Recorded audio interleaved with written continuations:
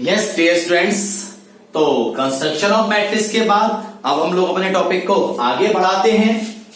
The next topic is hashtag equality of matrix.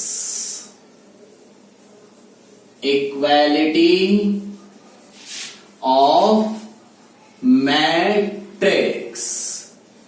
Equality of matrix हम लोगों का बच्चे अब टॉपिक स्टार्ट होता है। The name of topic is equality of matrix. Let's suppose मान लीजिए you have two matrix. First one is A matrix. मान लीजिए आपके पास एक A matrix है which is A11, A12, A21, A22, and let's suppose you have another matrix B matrix which is B11, B12, B21, B22. Let's suppose you have two matrix. First one is this one and second one is this one. If we have given that the matrix A is equal to B matrix, then what? Always remember that guys, when two matrices are equal to each other, then the corresponding elements of both matrices are equal to each other.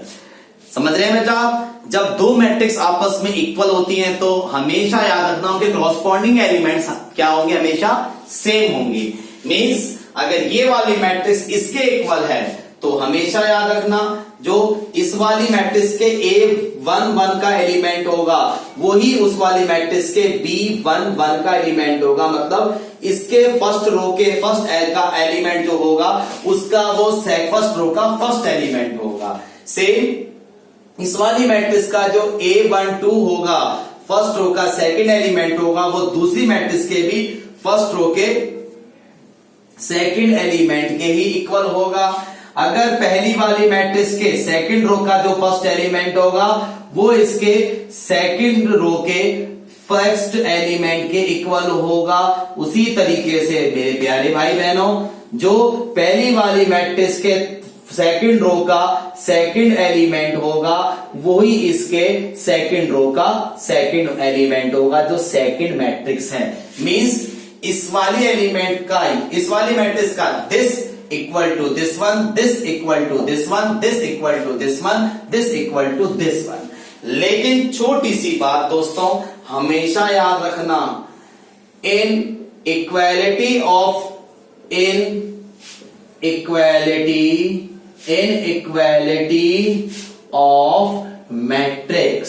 Matrix जब कभी भी equal हो, इन equality of matrix always remember that the order of both matrix, जो order होगा दोनों matrix का, बोले तो दोनों मैट्रिसेस का जो बच्चे ऑर्डर होगा मस्ट बी सेम। मैं यहां पे यूज कर रहा हूं वर्ड मस्ट बी सेम, वो जरूर सेम होना चाहिए। कभी ऐसा ना हो ये है दो रो दो कॉलम की मैट्रिक्स, वो है दो रो तीन कॉलम की मैट्रिक्स, तो उनके कॉरस्पॉन्डिंग एलिमेंट्स आपस में कभी भी इक्वल नहीं हो सकते। ठीक है, तो मैं चाहता हूं इसका आप स्क्रीनशॉट लें या इसको पॉज करके नोट करें। तो इसी को बच्चे टॉपिक को आगे बढ़ाते हुए हम लोग देखते हैं इस पर बेस्ड एक दो सिंपल सी छोटी सी नन्ही मुन्नी सी प्यारी सी बिना तकलीफ लिए प्रॉब्लम्स। ये बच्चे इक्वालिटी ऑफ मैट्रिक्स बेसिकली काम आता है हमारा अननोन वैल्यूज को फाइंड करने के लिए। अननोन वैल्यूज को फाइंड करने के लिए इक्वालिटी ऑफ मैट्रिक्स काम आती है। लेट्स सपोज मान लीजिए क्वेश्चन में आपको दिया if A is a matrix, if A is equal to x2 3 minus 1 and B is another matrix which is 4 2 3 y। आपसे कहता है then find x as well as y. What about the x and y then? Then find x and y. If a this and b this, then find x and y. If a matrix, if the given matrices are equal, अगर दी हुई matrix आपस में equal हैं, then what is the possible value of x and y. एक को आप बच्चे आप क्या लिखेंगे जब आपको क्या दिया है? We have given that the matrix A is equal to B. Means जो ए मैट्रिक्स है बोले तो x3 2 -1 x3 2 -1 which is equal to, वो किसके इक्वल है? 4 3 2 y के. 4 3 2 y के इक्वल है. तो आप लिख देना according to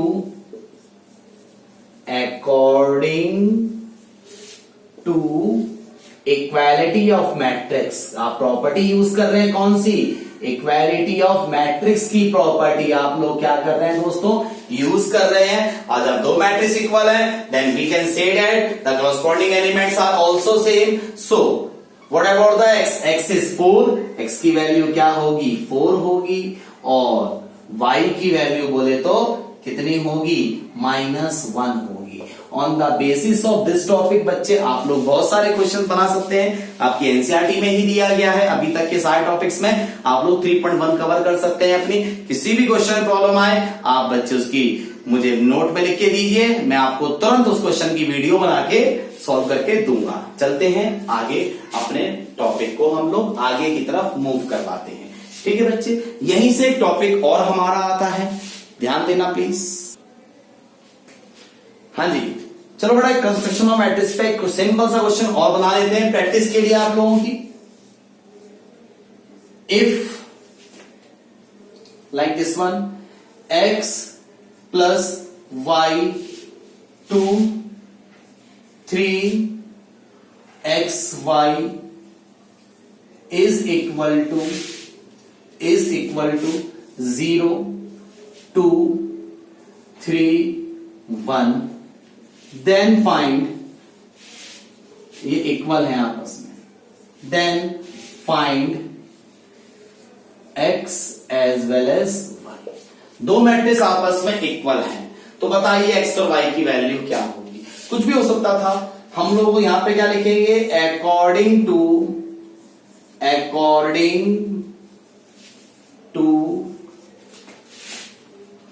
equality of matrices. When two matrices are equal, then we know that the corresponding elements are also equal.